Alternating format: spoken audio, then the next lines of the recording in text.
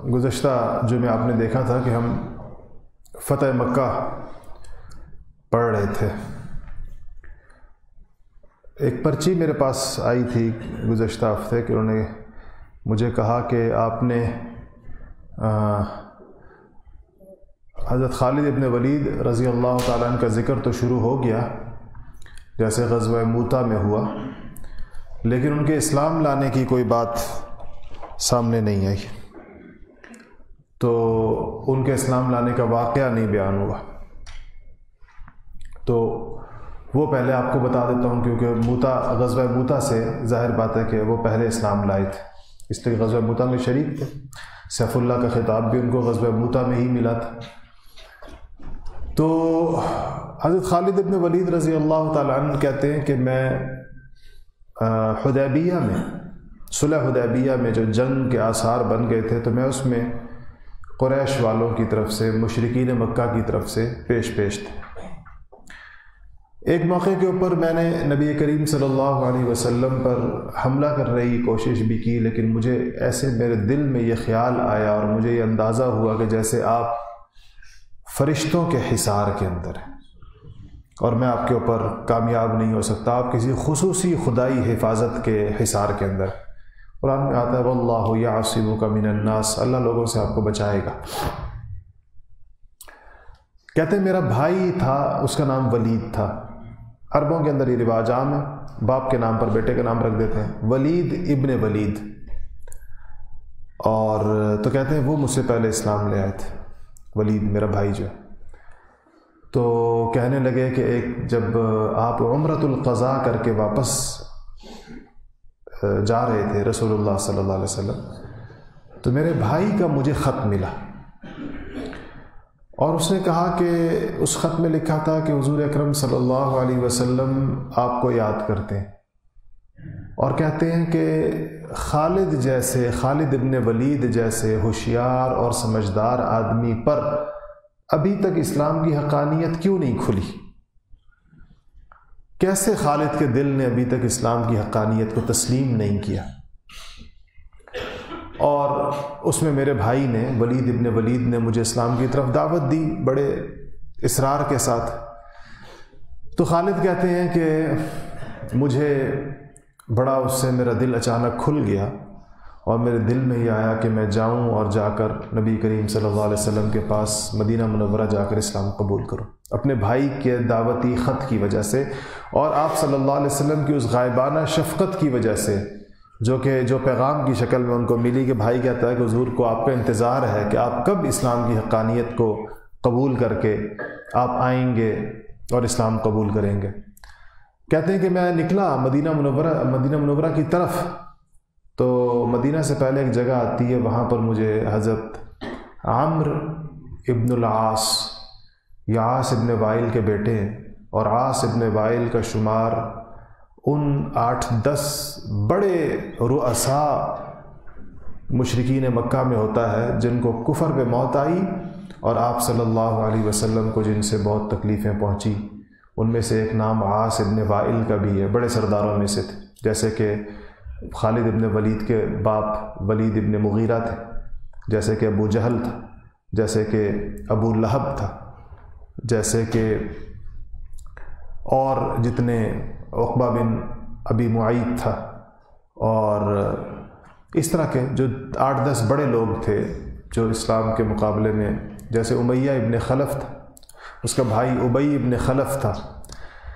عجیب اللہ تعالیٰ کی شان ہے، آپ ان میں سے ایک ایک کا نام لیں اور ان کی اولادوں کو دیکھیں، سب کے بچے مسلمان، سب کے بیٹے مسلمان ہوئے، اور بیٹے ایسے نہیں کہ بعد کی نسل تھی، بیٹے بھی جنگوں میں لڑے ہیں۔ باپ تو بالکل صف اول کی لیڈرشپ تھی قریش کی۔ ولید ابن مغیرہ قرآن کے اندر بعض آیات کا مصداق، جس میں اللہ جل شانہ اپنے غیظ و غضب اور غصے کا اظہار کر رہے ہیں مشرکین مکہ پر نام لیے بغیر، ان آیات میں سے بعض آیات کے بارے میں مفسرین کا خیال یہ ہے کہ یہ ولید ابن مغیرہ کی طرف متوجہ ہیں، یہ اللہ تعالیٰ ولید ابن مغیرہ کو کہہ رہے ہیں، اور اسی ولید ابن مغیرہ کے بیٹے ہیں خالد ابن ولید رضی اللہ تعالی عنہ۔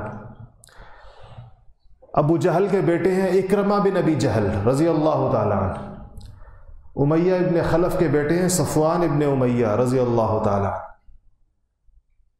اور عاص ابن وائل کے بیٹے ہیں فاتح مصر سیدنا عمرو ابن العاص رضی اللہ تعالیٰ عنہ۔ کیا زبردست دعوتی پیغام اور تحریک تھی رسول اللہ صلی اللہ علیہ وسلم کی۔ یہ جتنے نام میں نے آپ کو لیے ہیں جن بیٹوں کے، باپ کے نہیں صرف بیٹوں کے، یہ سارے بیٹے وہ ہیں جو خود مسلمانوں کے مقابلے میں لڑے ہیں باقاعدہ جنگوں کے اندر۔ یہ نہیں کہ یہ چھوٹے تھے بعد میں انہوں نے آنکھ کھولی تو ان کو اسلام کا پیغام سمجھ میں آ گیا۔ ان میں سے ایک ایک جنگوں میں شریک رہا، یہ بدر میں شریک رہے ہیں سارے، احد کے اندر شریک رہے ہیں سارے، لیکن بالآخر حضور اکرم صلی اللہ علیہ وسلم کا جو پیام محبت تھا وہ ان کے دلوں کے اندر پہنچا، اس نے دستک دی۔ آپ کی صداقت، آپ کی حقانیت ان کے اوپر اللہ پاک نے کھول دی۔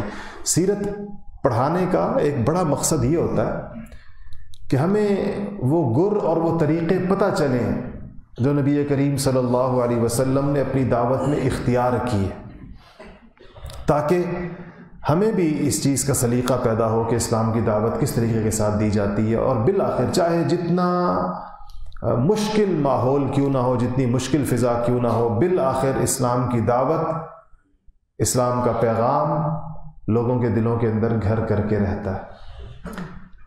تو یہ سارے لوگ، تو خالد ابن ولید کہتے ہیں میں جب پہنچا تو عمرو ابن العاص مل گئے۔ عمرو ابن العاص کیسے؟ وہ بھی ان سے پوچھا تو انہوں نے کہا کہ اچھا، کہتے ہیں میں نے ادھر مکہ میں پہلے اپنے جو دوستوں میں سے اکرمہ بن ابی جہل سے پوچھا کہ کوئی پروگرام ہے اسلام لانے کا، اس نے کہا نہیں ہے، بعد میں مسلمان ہے۔ میں نے پھر صفوان ابن امیہ سے پوچھا، میں نے کہا میرا تو کچھ اس طرح، تو سارے میرے ساتھ جھگڑنے لگے کہ تجھ جیسا بہادر آدمی کیا وہ ان کی طرف جا رہا ہے؟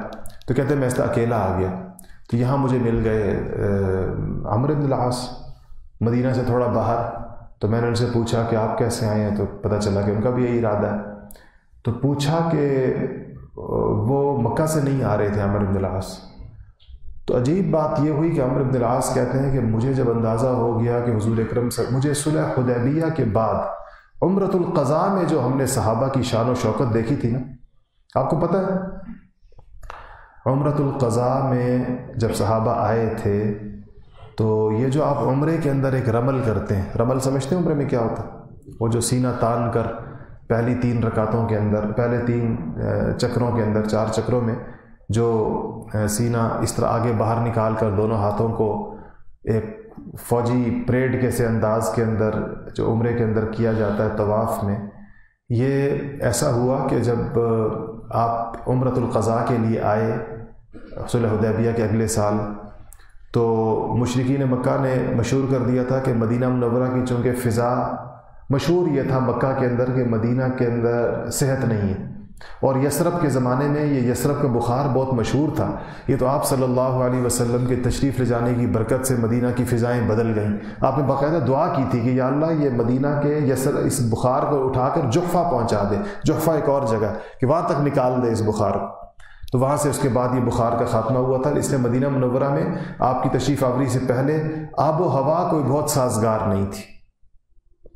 تو مکہ میں بات مشہور تھی کہ یثرب کی آب و ہوا ٹھیک نہیں ہے، اور یہ لوگ ہجرت کر کے وہاں گئے ہیں۔ تو اب جب یہ آئیں گے تو یہ بڑے لاغر ہوں گے، بڑے کمزور ہوں گے، بڑے نحیف ہوں گے، بالکل ہی دبلے پتلے ہوں گے، اور لڑنے کے قابل نہیں ہوں گے۔ وہ یہ زمانہ ہے جب انسان کی قوت جو ہے وہ بازوؤں کی قوت ہوتی تھی، جس طرح آج کل ٹیکنالوجی کے میدان میں جو آگے چلا جائے تو بازو کی قوت تو دھری کی دھری رہ جاتی ہے، اس زمانے میں تو قوت کا مطلب تھا انسان کے بازوؤں میں کتنی قوت ہے، کتنی تلواریں اٹھا سکتا ہے، کتنی بھاری تلوار اٹھا سکتا ہے، کتنی دیر لڑ سکتا ہے۔ آج کل جس کو فٹنس کہتے ہیں نا، تو زمانے میں فٹنس کا سوال ہوتا تھا، اگر لڑائی ہونی ہے تو پھر فٹنس دیکھی جائے گی، اور وہ لوگ رہتے بھی تھے۔ آپ دیکھیں کہ ایک ہی جنگ کے اندر باپ، بیٹا اور پوتا تینوں کھڑے ہیں، اور تینوں ایک جیسی قوت کے ساتھ لڑ رہے ہیں۔ بدر میں آپ دیکھیں کیا ہوا کہ باپ بھی کھڑا ہے، اس کے ساتھ بیٹا بھی کھڑا ہے، اور بالکل ایک جیسے قوت کے ساتھ، یہ نہیں پتہ چلتا کہ ان دونوں میں کوئی عمر کا فرق ہے۔ تو جب یہ بات مکہ میں چونکہ یہ پروپیگنڈا ہوا تھا، تو آپ صلی اللہ علیہ وسلم نے صحابہ سے کہا تھا کہ سینہ تان کرے طواف کرے، تاکہ ان کی کسی کمزوری کا کوئی احساس یا کوئی شائبہ بھی نہ ہو، مشرکین مکہ کو کوئی غلط فہمی نہ ہو کہ وہ کمزور ہو گئے۔ تو خیر اس شان و شوکت کے ساتھ صحابہ نے عمرہ کیا تھا، 2000 سے زیادہ لوگ تھے آپ کے ساتھ۔ خالد ابن ولید رضی اللہ تعالیٰ عنہ کہتے ہیں کہ تو عمرو بن العاص رضی اللہ تعالیٰ عنہ کہتے ہیں کہ جب میں نے یہ منظر دیکھا تو میرے دل میں یہ بات آئی کہ اب آپ پورے عرب کے اوپر غالب ہو جائیں گے، اب آپ کے غلبے کا دور آ گیا، اب ہم سے آپ کو، آپ کے اس سیل رواں کو، آپ کے جانثاروں کے اس لشکر کو روکا نہیں جا سکے گا۔ تو کہتے ہیں مجھے، اچھا غیور لوگ تھے نا، غیرت مند لوگ تھے، کہتے ہیں مجھے یہ مغلوبیت کی اور غلامی کی زندگی کے تصور سے خوف آیا کہ ہم نے تو اسلام قبول نہیں کیا، تو ہمارا سٹیٹس کیا ہوگا جب یہ سب کچھ ہو جائے گا۔ تو میں کہتے ہیں حبشہ چلا گیا۔ میں نے کہا نجاشی بہت بڑا بادشاہ ہے، بہت بڑی حکومت ہے حبشہ میں، تو یہ حبشہ تک تو ان کی حکومت نہیں آئے گی، آئی بھی تو یہ عرب کے اوپر آئے گی، تو میں عرب سے نکل جاتا ہوں۔ تو کہتے ہیں کہ میں وہاں بیٹھا ہوا تھا تو میں نے نجاشی نے کے ساتھ کوئی بات چیت چل رہی تھی، تو میں نے کچھ ایسی بات کہی نجاشی کے سامنے جس پر نجاشی نے مجھے زور سے، جو حضور اکرم صلی اللہ علیہ وسلم کی کوئی توہین پر مشتمل کوئی بات کہی، تو نجاشی نے زور سے مجھے منہ پر اتنی زور کا تھپڑ مارا کہ میری ناک سے خون نکل آیا، اور اس نے کہا کہ تمہیں شرم نہیں آتی، وہ اللہ کے، وہ تو نبی برحق ہیں اور ان کے اوپر وحی اور وہی پیغام ان کے اوپر آتا ہے کہ جو موسیٰ اور عیسیٰ کے اوپر آیا کرتا تھا۔ تو کہتے ہیں مجھے اس وقت خیال آیا کہ یہ اتنا سمجھدار آدمی ہے اور اتنے بڑی، میں نے آپ کو پہلے بتایا تھا نا کہ حبشہ دنیا کی بڑی طاقتوں میں سے ایک طاقت تھی، قیصر روم اور فارس کے بعد تیسری بڑی سلطنت جو اس زمانے میں سمجھی جاتی تھی وہ حبشہ کی تھی۔ اب دیکھیں قرآن کی آیت ہے کہ وَتِلْكَ الْأَيَّامُ نُدَاوِلُهَا بَيْنَ النَّاسِ کہ اللہ پاک لوگوں کے درمیان حالات کو گھماتے رہتے ہیں۔ دنیا کی ایک زمانے کی سپر پاور، آج افریقہ کے یہ ملک غربت اور افلاس کے اعتبار سے دنیا کے سب سے غریب ترین ملک، ایتھوپیا اور ایریٹیریا اور صومالیہ کا کچھ حصہ اور سوڈان کا کچھ حصہ، یہ اس زمانے کا حبشہ ہے سارا کا سارا۔ آج وہاں پر خاک اڑتی ہے اور انسانی تمدن اور تہذیب کے کوئی ایسے نشانات موجود نہیں ہیں سوائے کھنڈرات کے، جن سے پتہ چلے کہ یہاں اتنی عظیم الشان سلطنت ایک زمانے کے اندر رہی ہے، دنیا کی بڑی طاقتوں میں سے ایک طاقت۔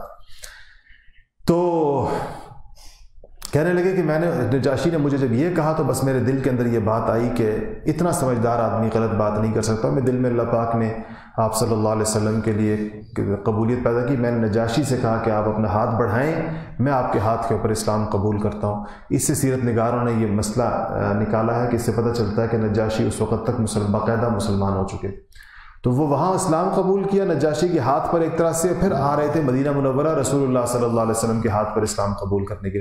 یہ دونوں مل گئے حرہ کے مقام پر، جو مدینہ منورہ سے تھوڑا سا باہر جو پہاڑ ہے وہاں پر، اور وہاں سے پھر خالد ابن ولید رضی اللہ تعالیٰ عنہ حضور کی خدمت میں حاضر ہوئے۔ آپ نے ان کی تشریف آوری کے اوپر بڑی خوشی کا اظہار کیا۔ آپ کو اللہ تعالیٰ اپنی خداداد فراست اور نور نبوت اور وحی کے انوارات کی وجہ سے ان لوگوں کی شناخت خاص طور پر ہو جایا کرتی تھی جن لوگوں سے اسلام میں اللہ تعالیٰ نے کام لینا ہوتا تھا۔ ان کا اب دیکھیں خالد ابن ولید رضی اللہ تعالیٰ عنہ نے احد کی جنگ کے اندر پانسا پلٹا تھا۔ احد کی جنگ حضور اکرم صلی اللہ علیہ وسلم کے دل مبارک کا ایک بہت بڑا صدمہ تھا، اتنا بڑا صدمہ تھا کہ عائشہ رضی اللہ تعالیٰ عنہ کہا کرتی تھی کہ یا رسول اللہ، میں نے پوچھا ایک دفعہ کہ یا رسول اللہ کیا احد سے زیادہ سخت دن بھی آپ کی زندگی میں گزرا ہے؟ اس سے زیادہ بڑی آزمائش بھی آپ نے دیکھی ہے؟ تو آپ نے فرمایا ہاں عائشہ، وہ دن جب طائف کے لڑکے میرے پیچھے لگے ہوئے تھے، تو یہ اس سے بھی زیادہ سخت دن تھا، کیونکہ بہرحال اگر دیکھا جائے تو احد کی جو آزمائش تھی وہ بہرحال صحابہ کے ایک بڑی جماعت کے اوپر مشترکہ طور پر آئی تھی، لیکن طائف کے اندر تو آپ بالکل تنہا تھے، ایک حضرت زید بن حارثہ ساتھ تھے صرف۔ تو تنہائی میں جو آزمائش آتی ہے، مصیبت آتی ہے، وہ زیادہ بڑی ہوتی ہے۔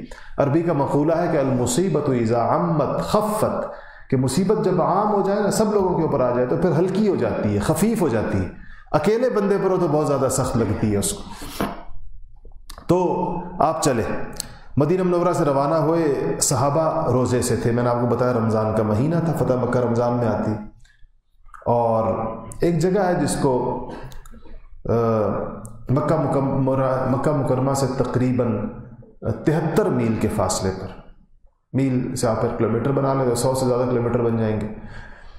وہاں پر آپ نے صحابہ کی مشقت کا خیال کر کے روزہ توڑ دیا, افطار کر دیا دن کے اندر, اور صحابہ سے بھی کہا کہ روزہ وہ کر لیں, کیونکہ جہاد جب سامنے آ جائے تو روزے کی تو قضا ہو سکتی ہے, بعد میں روزہ رکھا جا سکتا ہے. سفر میں ویسے بھی قرآن نے کہا ہے کہ اگر انسان سفر میں رخصت لینا چاہے روزے کی تو بالکل لے سکتا ہے, بعد میں رکھ لے اس روزے کو. اس کے بعد آپ پہنچے مر الزہران, یہ سمجھے مکہ کے تھوڑا سا باہر اس کے مضافات. تو جب یہاں پہنچے اور یہ سارے لوگ 10,000 سے زیادہ لوگ اپنے اپنے خیمے لگا دیے, آپ نے کہا کہ سب لوگ اپنے خیموں کے اندر آگ جلا لیں. تو یہ اس تعداد کا اظہار تھا کہ جب رات کو یہ خیموں میں آگ لگے گی, خیموں کے باہر, تو یہ روشنی اٹھے گی اور اس سے اندازہ ہوگا کہ یہ کتنے لوگ ہیں, کتنا بڑا لشکر. تو یہ ویسے بھی وہ تھا, عربوں کا رواج تھا کہ جب کہیں پر بھی لشکر جا کے پڑاؤ ڈالتا تھا تو رات کو آگ لگاتا تھا تاکہ جانوروں وغیرہ سے بھی حفاظت ہو, ساری چیزوں سے. ابو سفیان مکہ میں تھے, واپس آئے تھے مدینہ سے, جو کل پچھلے جمعے کے اندر میں نے بتایا تھا کہ وہ تو اس معاہدے کو ایکسٹینڈ کرنے کے لیے آئے تھے, حدیبیہ کو آپ نے قبول نہیں کیا تھا. وہ سب کے پاس گئے تھے یک کے بعد دیگرے, لیکن کوئی صحابی ان کی سفارش کے لیے تیار نہیں ہوا, حتیٰ کہ وہ 5 سال کے حسن ابن علی رضی اللہ تعالی عنہ کی ضمانت چاہ رہے تھے کہ وہ کہہ دیں کہ میں نے امان دے دی اہل مکہ کو. تو یہ سب کچھ تو ہو نہیں سکتا تھا. تو ابو سفیان کھٹکا تھا قریش والوں کو اس بات کا کہ آپ صلی اللہ علیہ وسلم عہد و وفا اور عہد پیمان پوری کرنے والی شخصیت ہیں. آپ قریش کو اس کی بدعہدی کی سزا ضرور دیں گے اور بنو خزاعہ کے ساتھ اپنی وفاداری اور اپنے حلف کو ضرور پورا کریں گے. اور جب آپ نے ابو سفیان کو بھی ناکام واپس کر دیا تو قریش کے اس شک و شبے کے اندر مزید اضافہ ہو گیا کہ اب مکہ پر آپ حملہ کریں گے. تو ابو سفیان رات کو باہر نکلے, شاید اسی خیال سے نکلے ہوں. باہر نکلے مکہ سے اور پہاڑ کی طرف آئے تو سامنے دیکھا تو الاؤ جل رہے ہیں اور اتنے بے شمار. رات کا وقت تھا, خیمے اور افراد تو نظر نہیں آ رہے تھے, لیکن آگ بتا رہی تھی کہ اگر ہر خیمے کے آگے آگ ہے تو ہزاروں آگیں جل رہی ہیں. تو گھبرا گئے کہ کیا ہوا. تو اتنے میں بدیل ابن ورقہ ملے, ان سے کہا کہ یہ کس چیز کی آگ ہو سکتی ہے. انہوں نے کہا لگتا ہے کہ بنو خزاعہ مکہ سے باہر رہتے ہیں, شاید ان کی آگ ہے. ابو سفیان نے کہا کہ بنو خزاعہ اتنی آگ کہاں جلا سکتے ہیں, یہ تو کوئی بہت بڑی تعداد ہے. بنو خزاعہ اتنے کہاں ہیں کہ ان کی اتنی آگ ہو جتنی سامنے نظر آ رہی ہے, اتنی بڑی تعداد کے اندر. کہا وہ تو بڑے, ان کے اپنے الفاظ تھے کہ تو بڑے حقیر اور ذلیل قسم کے لوگ ہیں, تھوڑے سے لوگ ہیں. عرب کے اندر تعداد کے کم ہونے کو ذلت کہا جاتا تھا کہ تعداد کم ہے, اور حقارت کے ساتھ دیکھا جاتا تھا. کیونکہ جب میں نے آپ کو بتایا کہ جنگیں ساری تو افراد کی قوت کی بنیاد پہ لڑی جاتی, جتنے لوگ زیادہ ہوتے تھے اتنا زیادہ عزت سمجھی جاتی تھی. تو کہتے ہیں کہ یہ بات ہو رہی تھی ان کے درمیان, تو اتنے میں حضرت عباس رضی اللہ تعالیٰ عنہ ادھر نکل آئے. اچھا یہ بات یاد رکھیں کہ حضرت عباس بن عبد المطلب جو حضور کے چچا تھے, انہوں نے ابھی تک ہجرت نہیں کی تھی, مسلمان ہو چکے تھے. مسلمان تو بدر کے بعد یہ ہو گئے تھے. حضور کے وفادار تو پہلے سے تھے. اگر آپ کو پچھلے سیرت کے لیکچرز یاد ہیں تو آپ صلی اللہ علیہ وسلم جب ہجرت سے پہلے منا میں مدینہ کے لوگوں کے ساتھ پہلی دفعہ مل رہے تھے, یا بلکہ دوسری دفعہ مل رہے تھے, جس کو بیعت عقبہ ثانیہ کہا جاتا ہے, اس وقت بھی انہوں نے کہا کہ آپ کی طرف سے انصار مدینہ کے ساتھ بات چیت کرنے کے لیے کہ انصار اگر آپ کو مدینہ آنے کی دعوت دے رہے ہیں تو تمام ذمہ داریاں اٹھائیں, اور اگر کل جنگ مسلط ہو جاتی ہے تو اس جنگ کا بھی حوصلہ رکھیں, تب تو حضور کو لے کر جائیں. یہ گفتگو حضرت عباس نہیں کی تھی آ کر, چچا ہونے کی حیثیت سے. اسلام نہیں لائے تھے لیکن چچا ہونے کی حیثیت سے. تو حضرت عباس نے حضور کو اس فتح مکہ سے کچھ عرصہ پہلے ایک پیغام بھیجا کہ میں ہجرت کرنا چاہتا ہوں, مدینہ آنا چاہتا ہوں. آپ نے فرمایا کہ چچا آپ مکہ میں ہی رہیں اور آپ وہ آخری مہاجر ہوں گے جیسے کہ میں آخری نبی ہوں اللہ کا. آپ کے بعد ہجرت نہیں ہوگی، یعنی ہجرت ختم ہو جائے گی۔ ہجرت تو ظاہر بات ہے کہ فتح کے بعد تو ہجرت نہیں ہوتی، لا ہجرت بعد الفتح، فتح کے بعد کوئی ہجرت نہیں۔ ہجرت تو محکومی کے زمانے میں ہوتی ہے، مظلومیت کے زمانے میں ہوتی ہے۔ تو عباس نکل آئے رضی اللہ تعالیٰ عنہ، ابو سفیان سے ان کا تعلق بھی تھا، آپس میں مراسم بھی اچھے تھے، دونوں اپنے اپنی قریش کی اپنی اپنی شاخوں کے، ابو سفیان بنو امیہ کے اور عباس بنو ہاشم کے بڑے لوگوں میں سے تھے۔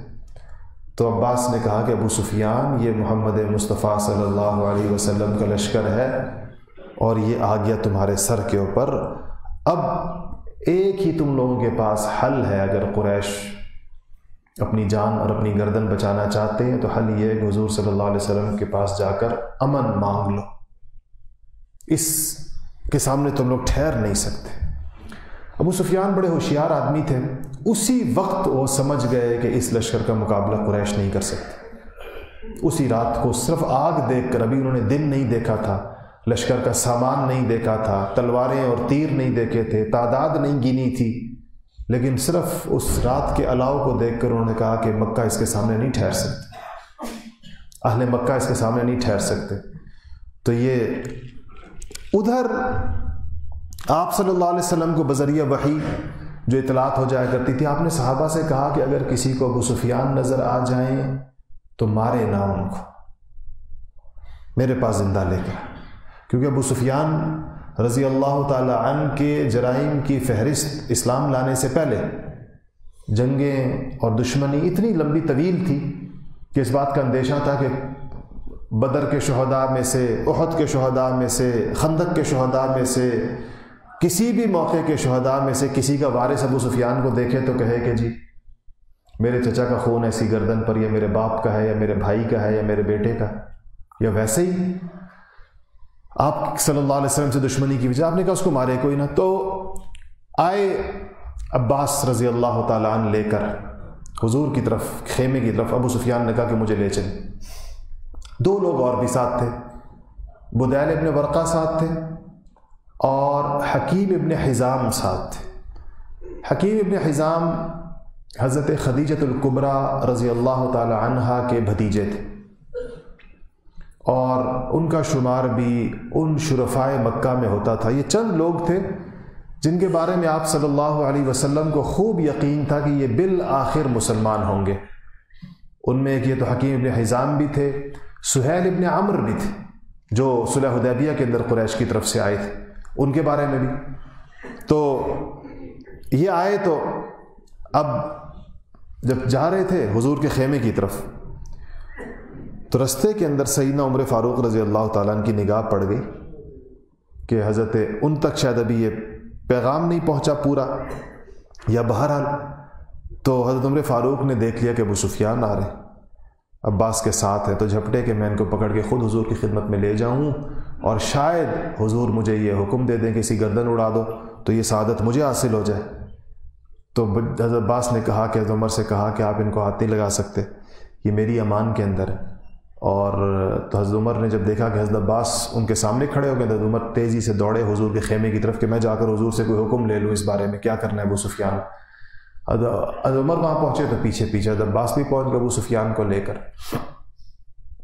تو حضرت عمر نے جاتے ہی حضور سے کہا کہ یا رسول اللہ، آج بغیر کسی عہد معاہدے کی، کسی پیمان کے بغیر ابو سفیان ہاتھ آ گئے، مجھے اجازت دے میں نہیں گردن اڑا دوں۔ پیچھے سے حضرت عباس پہنچے، کہا یا رسول اللہ میری امان کے اندر ہے، میں نے ان کو امان دی ہے۔ تو اس پر جو ہے وہ حضرت عمر کو دیکھا تو حضرت عباس کو کچھ اور نہیں سوجھا، تو حضرت عمر سے کہا کہ یہ تم اس لیے اتنے پرجوش ہو رہے ہو اس کو قتل کرنے کے لیے کہ یہ تمہارے قبیلے بنو عدی سے نہیں ہے، اگر یہ تمہارے قبیلے سے ہوتے تو تمہیں پھر وہ ہوتا۔ تو اس پر کہا کہ یہ اصل میں جو بنو امیہ تھے اور بنو ہاشم تھے، ان کا اوپر دادا تو ایک ہی تھا، بنو عبد مناف ہیں سارے، تو ان کا کہ ہماری تو قریبی رشتہ داری ہے آپس میں۔ یہ تو اب لوگوں نے یہ ماحول بنا دیا کہ جیسے بنو امیہ اور بنو ہاشم کو شروع سے آپس کے اندر لڑتے جھگڑتے رہے ہیں کربلا کے واقعے کی وجہ سے۔ حالانکہ آپ تاریخ اسلام پڑھیں، سیرت پڑھیں، بنو ہاشم اور بنو امیہ تو ہمیشہ آپس میں دوست رہے ہیں، ان کی تو ہمیشہ آپس کے اندر حلیف رہے ہیں ایک دوسرے کے، کیونکہ ان کی رشتہ داری بہت آپس میں قریب کی تھی۔ تو اس پر جو ہے انہوں نے کہا کہ حضرت عمر فاروق رضی اللہ تعالیٰ عنہ کو بہت یہ بات سخت لگی کہ حضرت عباس جو ہیں وہ مجھے قوم پرستی کا طعنہ دے رہے ہیں، یعنی مجھے کہہ رہے ہیں کہ میرا قبیلہ یہ نہیں ہے تو میں اس لیے اس کو مار رہا ہوں۔ تو عمر نے کہا کہ عباس، خدا کی قسم، اللہ جانتا ہے اگر مجھے اختیار دیا جاتا اسلام کا کہ میرا باپ خطاب اسلام لے آئے یا عباس آپ اسلام لے آئیں، تو میں آپ کے اسلام کو پسند کرتا، کیونکہ آپ کا اسلام رسول اللہ کی آنکھیں ٹھنڈی کرتا کہ آپ ان کے چچا۔ تو کہا کہ میں تو آپ کے خاندان کے ساتھ اتنا مخلص ہوں کہ میں اپنے باپ کے اسلام کے اوپر، خطاب کے اسلام کے اوپر، میں عباس آپ کے اسلام کو ترجیح دوں اگر میرے بس کے اندر، اگر میرے اختیار میں ہو، کیونکہ اس لیے کہ اس میں حضور کی خوشی زیادہ اس کے اندر ہوتی۔ تو میرا تو آپ کے بارے میں یہ خیال ہے، حضرت عمر ابن خطاب نے کہا حضرت عباس سے، آپ کا میرے بارے میں جو بھی خیال ہو تو آپ کو اپنا خیال، آپ کی مرضی ہے، جو بھی آپ سمجھیں۔ آپ نے حضور اکرم صلی اللہ علیہ وسلم نے حضرت عباس سے کہا کہ ابو سفیان کو اپنے خیمے میں لے جائیں، رات تھی، صبح لے کر آئیں میرے پاس۔ اور وہ تو چلے گئے، حکیم ابن حزام اور بدیل ابن ورقا یہ حاضر خدمت ہوئے آپ کے، اور انہوں نے اسلام قبول کر لیا، اور آپ ان سے مکہ مکرمہ کے حالات دریافت کرتے رہے کہ کیا صورتحال ہے، کیا چیزیں۔ صبح حضرت عباس رضی اللہ تعالیٰ عنہ ابو سفیان رضی اللہ تعالیٰ عنہ کو لے کر حاضر خدمت ہوئے۔ آپ نے ان کو دیکھ کر کہا کہ اے ابو سفیان، کیا وقت آ نہیں گیا کہ آپ اللہ تعالیٰ کی وحدانیت کو قبول کر لیں، اللہ تعالیٰ کے وحدہ لا شریک ہونے کو مان لیں؟ تو ابو سفیان نے کہا کہ میرے ماں باپ آپ پہ قربان، آپ بڑے حلیم ہیں، بڑے درگزر کرنے والے ہیں، اگر اللہ تعالیٰ کے علاوہ ان بتوں کے اندر کوئی صلاحیت ہوتی تو آج ہم ایسے رسوا نہ ہو رہے ہوتے اور یہ ہماری مدد کرتے۔ یہ جو انہوں نے ہماری مدد نہیں کی، اس کا مطلب یہ ہے کہ یہ مدد نہیں کر سکتے۔ تو اس پر آپ نے کہا کہ ابو سفیان، یہ تو انہوں نے مان لی، کیا وقت آ نہیں گیا کہ آپ مجھے اللہ کا نبی مان لیں؟ تو انہوں نے کہا کہ آپ بہت کریم ہیں، عفو درگزر کرنے والے ہیں، مجھے آپ کی نبوت میں تردد ہے، مجھے شک ہے کہ آپ اللہ کے نبی ہیں یا نہیں۔ اس سے ہی پتہ چلتا ہے نا کہ وہ لوگ جو نبوت کو ابھی یعنی ٹھیک ہے کمالات دیکھ رہے تھے، لیکن کچھ کنفیوژن باقی تھی جس کی وجہ سے ابھی تک اس کی طرف تھے۔ تو عباس رضی اللہ تعالیٰ عنہ نے کچھ دعوت دی، کچھ سمجھایا کہ حضور اکرم صلی اللہ علیہ وسلم کی، تو اس پر مان گئے اور اسی وقت وہیں پر اسلام قبول کر لیا۔ اسلام قبول کیا۔ اب لشکر کے کوچ کا وقت آیا مکہ کی طرف، تو آپ صلی اللہ علیہ وسلم نے حضرت عباس سے کہا کہ یہ جو لشکر نیچے پہاڑ کے دامن کے اندر ہے، اس پہاڑ کے اوپر جو چٹان کے کونے کے اوپر لے جا کر وہاں ابو سفیان کو کھڑا کریں، اس درے کے کونے کے اوپر جہاں سے لشکر نیچے سے سارا گزرے گا، یہ منظر دکھائیں ابو سفیان کو۔ حضرت عباس لے گئے، وہاں کھڑا کر دیے، خیمے سمٹ گئے، خیمے لاد دیے گئے اونٹوں کے اوپر، اور صحابہ سارے بیٹھ گئے اپنے گھوڑوں اور اونٹوں کے اوپر، اور آپ صلی اللہ علیہ وسلم نے 6 حصے بنائے تھے اوس کے، اور 6 حصے بنائے تھے خزرج کے، اور 3 حصے بنائے تھے مکہ کے مہاجرین کے، اور اوس خزرج اور مہاجرین کے علاوہ انصار مدینہ کے علاوہ بنو غفار قبیلے کا پورا حضرت ابو ذر غفاری اس کی قیادت کر رہے تھے، باقی قبائل کی اس طرح چھوٹی چھوٹی سمجھے کہ جیسے ریجمنٹس ہوتی ہیں، ڈویژنز ہوتی ہیں فوج کی، وہ اس طرح آپ نے مختلف، ہر ایک کے ہاتھ کے اندر جھنڈا تھا، اور اب ایک کے بعد ایک جو ہے ڈویژن موو کر رہا ہے، اور وہ ادھر سے گزر رہا ہے۔ اب ابو سفیان ورطہ حیرت کے اندر ہے، تو کہنے لگے کہ جو گزرتا تھا کہتے تھے یہ کون ہے، عباس سے پوچھتے تھے یہ کون سا قبیلہ ہے، کیونکہ اکثر لوگوں نے زرہیں پہنی ہوئی تھی، تو حضرت عباس بتاتے کہ یہ بنو فلان ہیں، یہ بنو فلان ہیں، یہ بنو فلان ہیں، یہ بنو فلان ہیں۔ تو وہ حیران ہو کے دیکھتے رہے۔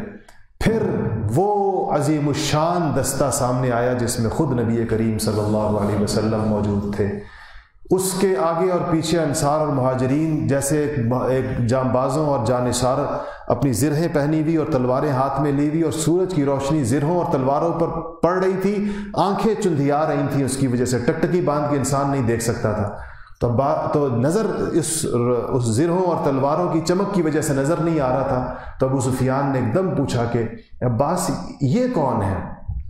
تو حضرت عباس نے کہا کہ اس میں محمد مصطفیٰ صلی اللہ علیہ وسلم اپنے جانثاروں کے ساتھ ہیں. تو ابو سفیان کے منہ سے نکلا کہ عباس تیرے بھتیجے کی بھی کیا بادشاہانہ شان ہے، کیا کسی بادشاہ نے ایسی شان دیکھی ہوگی، یہ تیرے بھتیجے کی ہے. تو عباس نے کہا کہ ابو سفیان یہ بادشاہت نہیں ہے، یہ نبوت ہے. یہ بادشاہت نہیں ہے، یہ نبوت ہے، یہ نبوت کی شان ہے جو تمہیں نظر آ رہی ہے. اس پر ابو سفیان نے منظر تو دیکھ لیا، لشکر آہستہ چلتا ہے. ابو سفیان بھاگے ہوئے مکہ میں گئے اور جا کر سب لوگوں کو اعلان کیا. اچھا ایک چیز اور بیچ میں رہ گئی، اس سے بھی آپ حضور اکرم صلی اللہ علیہ وسلم کی مزاج شناسی کو دیکھیں. حضرت عباس نے کہا کہ یا رسول اللہ، ابو سفیان لیڈر ٹائپ کے آدمی ہیں اور لیڈری ذرا پسند بھی کرتے ہیں، مکے کے بڑوں میں سے اسلام لے کر آئے ہیں، واپس جا کے اپنے اسلام کا پیغام لوگوں کو سنائیں گے تو لوگ تو ان پہ مطلب تھوڑی پھپتیاں کسیں گے کہ تم ڈر گئے لشکر کو دیکھ کے اسلام لے آئے. تو کوئی چیز ان کو عزت والی دے دیں، کوئی عزت کی کوئی چیز ان کو دے دیں کہ مکہ میں یہ جائیں تو لوگوں کی نگاہوں کے اندر یہ ہلکے نہ ہو. تو آپ نے فرمایا کہ ٹھیک ہے، من دخل دار ابی سفیان فہو آمن، جو ابو سفیان کے ڈیرے پر آ گیا وہ اس کو امن ہے، اس کے ساتھ کوئی باز پرس نہیں ہوگی. ابو سفیان جا کر یہ اعلان کرے. تو یعنی جو حکم بیت اللہ کا دیا وہی حکم ابو سفیان کے گھر کو بھی دے دیا کہ من دخل دار ابی سفیان فہو آمن ومن دخل بیت اللہ فہو آمن. جو اللہ کے گھر میں چلا گیا اس کو بھی امن ہے اور جو ابو سفیان کے گھر میں چلا گیا اس کو بھی امن ہے. یہ عزت کی چیز تھی جو حضور نے اپنے چچا کے مطالبے کے اوپر دے دی. اس سے آپ اندازہ لگائیں کہ انبیاء کس قسم کا حوصلہ اور کلیجہ اور سینہ لے کر دنیا کے اندر آتے ہیں. سارے جرائم بیک لخت معاف ہو گئے اور مقام اور کیا عزت کا ان کے ساتھ معاملہ کیا کہ ان کے گھر کو وہ شان عطا کر دی جو شان بیت اللہ کو دی تھی کہ بیت اللہ میں داخل ہونے والا بھی امن میں ہے اور ابو سفیان کے گھر میں آنے والا بھی امن کے اندر.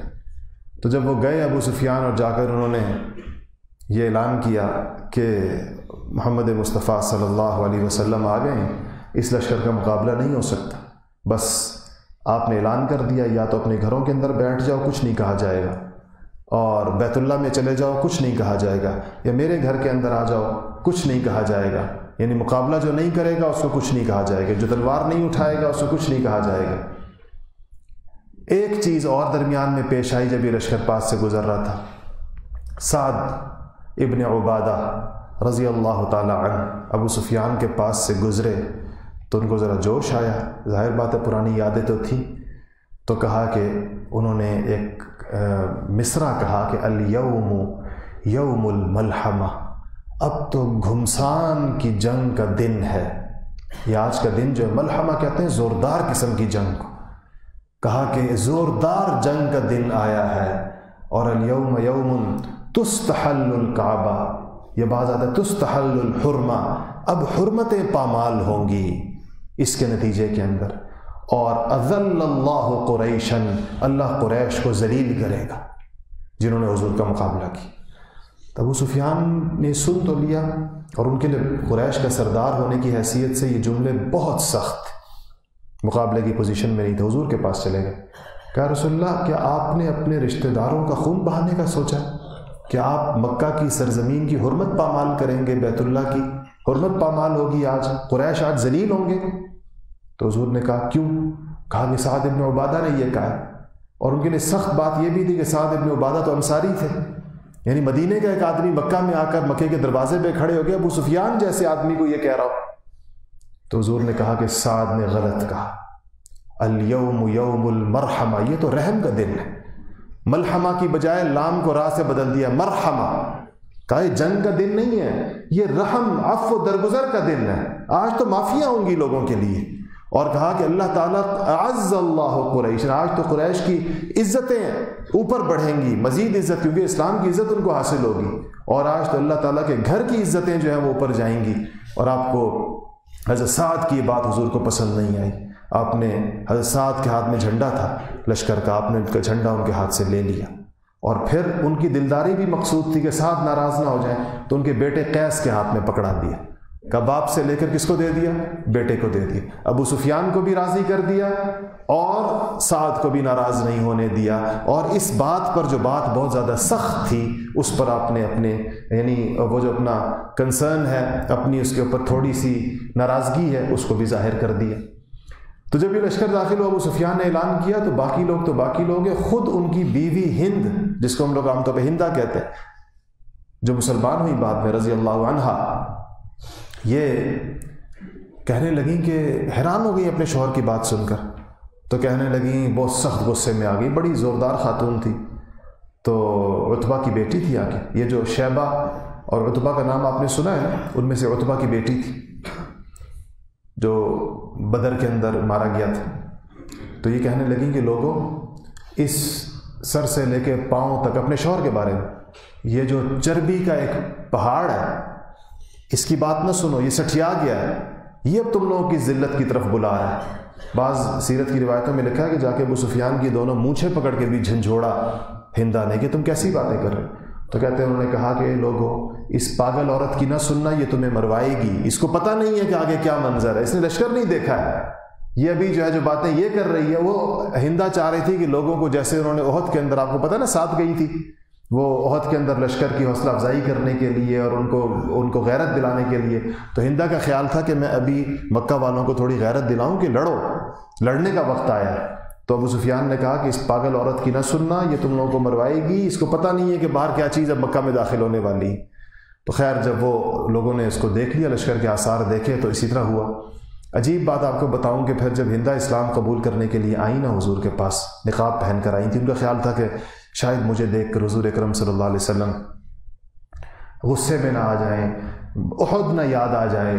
اگرچہ یہ حضرت حمزہ کا کلیجہ چبانے والی روایت پر تو محدثین کو اشکال ہے، اس کی سند ایسی نہیں ہے کہ محدث اس کو مان لیں. اگرچہ ہماری سیرت کی ساری کتابوں میں لکھا ہوتا ہے کہ حضرت حمزہ کا کلیجہ چبایا گیا، سنا ہوگا آپ نے یہ بات کہ ہندا نے حضرت حمزہ کا کلیجہ نکال کے چبایا. لیکن یہ روایات محدثانہ اصولوں کے مطابق، سند اور روایت اور راویوں کی تفصیلات کے مطابق محدثین کے نزدیک کوئی بہت زیادہ مستند روایت نہیں ہے. لیکن بہرحال اور بہت ساری چیزیں تو تھیں. تو جب وہ آئیں تو حضور صلی اللہ علیہ وسلم عورتوں کو بیعت کر رہے تھے. تو اب وہ بیعت کر رہے تھے، یہ تو برقع، یہ تو نقاب پہن کے بیٹھی ہوئی تھی، لیکن تھیں بہت ہی، جس طرح بہت ہی زوردار قسم کی عورتیں ہوتی ہیں، ان کو پر کوئی خوف نہیں تھا بالکل بھی اس وقت بھی، حالانکہ ان کو کچھ پتہ نہیں تھا کہ ان کے ساتھ کیا ہوگا. تو حضور نے کہا، ویسے قرآن کی آیتیں ہیں نا، اذا جاءک المؤمنات یبایعنک، کہ اے نبی جب آپ کے پاس عورتیں آئیں بیعت کرنے کے لیے تو آپ ان سے یبایعنک علی الا یشرکن باللہ شیئا، تو ان سے آپ بیعت اس پر لیں کہ وہ شرک نہیں کریں گی، ولا یسرقنا، چوری نہیں کریں گی، ولا یزنینا، زنا نہیں کریں گی، ولا یقتلن اولادہن، اپنی اولادوں کو قتل نہیں کریں گی. تو جب آپ جو جملہ کہتے ہیں نا، یہ آپ الفاظ کہلوا رہے تھے عورتوں سے. تو آپ نے جب کہا کہ کہو کہ لا یشرکن باللہ شیئا، اللہ کے ساتھ شریک نہیں ٹھہراؤں گی، تو اب ہندا نے کہا جب اسلام لے آئے تو پھر شریک کہاں سے آ گیا، پھر تو شریک کا قصہ ہی ختم ہو گیا جب اسلام قبول کر لیا. پھر آپ نے کہا کہو کہ ولا یسرقنا، کہ چوری نہیں کریں گی. تو ہندا نے کہا کہ کبھی کوئی چوری تو ایسی ذلت کا کام ہے، ویسے بھی کسی کو نہیں کرنا چاہیے، مطلب اسلام نہ بھی قبول کرے تو چوری نہیں کرنی چاہیے. اور پھر آپ نے کہا کہ کہو ولا یزنینا، کہ زنا نہیں کرو گی. تو ہندا نے کہا کبھی کسی شریف خاندانی عورت تو زنا کا تصور بھی نہیں کر سکتی. تیسری دفعہ بولی بیچ میں. پھر آپ نے کہا کہ ولا یقتلن اولادہن، اپنی اولادوں کو قتل نہیں کریں گی. تو کہنے لگی ہم نے تو اپنی اولادیں پال پوس کے جوان کی تھیں، آپ نے ہی بدر اور احد میں ماری ہیں ہماری اولادیں، ہم نے تو نہیں ماری اپنی اولادیں خود. تو یہ سن کر آپ صلی اللہ علیہ وسلم نے کہا کہ تم عتبہ کی بیٹی ہو؟ تو انہوں نے کہا ہاں میں عتبہ کی بیٹی. اور اس پر جو ہے آپ نے جو ہے ان کو، لیکن آپ نے اس کے اوپر کوئی اور جملہ نہیں کہا. میں اکثر اپنے ساتھیوں سے کہتا ہوں کہ آج ہمیں مغرب آزادی اظہار کا سبق پڑھاتا ہے. یہ 1400 سال پہلے ایسا آزادی اظہار کوئی تصور کر سکتا تھا کہ ادھر حضور کا لشکر داخل ہوا ہے اور ہندا کہہ رہی ہیں کہ ہم نے تو اپنی اولادیں پال پوس کے جوان کی تھی، ماری تو آپ نے، اور تو ان جنگوں کے اندر ماری گئی جو آپ کے ساتھ جنگیں ہوئی، ہم نے تو اپنے بچے کبھی نہیں مارے. تو لیکن اس کے اوپر بھی آپ نے کوئی اس کو جواب نہیں دیا. حالانکہ اس بات کا کتنے جواب بن سکتے ہیں کہ گھر پر آ کر تو نہیں مارے کسی کو، نہ مارا تو نہیں ہوا جو مقابلے کے لیے آئے تھے، جو جنگیں لڑنے کے لیے مکہ سے اٹھ کے مدینہ آئے تھے، حملہ کرنے کے لیے آئے تھے سارے کے سارے. مکہ میں تو یہ پہلی دفعہ مسلمان آ رہے ہیں، اور جب پہلی دفعہ بھی آ رہے ہیں تو امن کے ساتھ آ رہے ہیں. سب کو آپ کے گھر کو امن، دارالامن قرار دے دیا کہ من دخل دار ابی سفیان فہو آمن. یہ سارے جوابات بنتے تھے نہیں بنتے تھے، آپ نے کچھ نہیں کہا اس وقت کے اعتبار. اسلام قبول کیا ان کا. آج وقت زیادہ ہو گیا، انشاءاللہ باقی اگلے جمعے.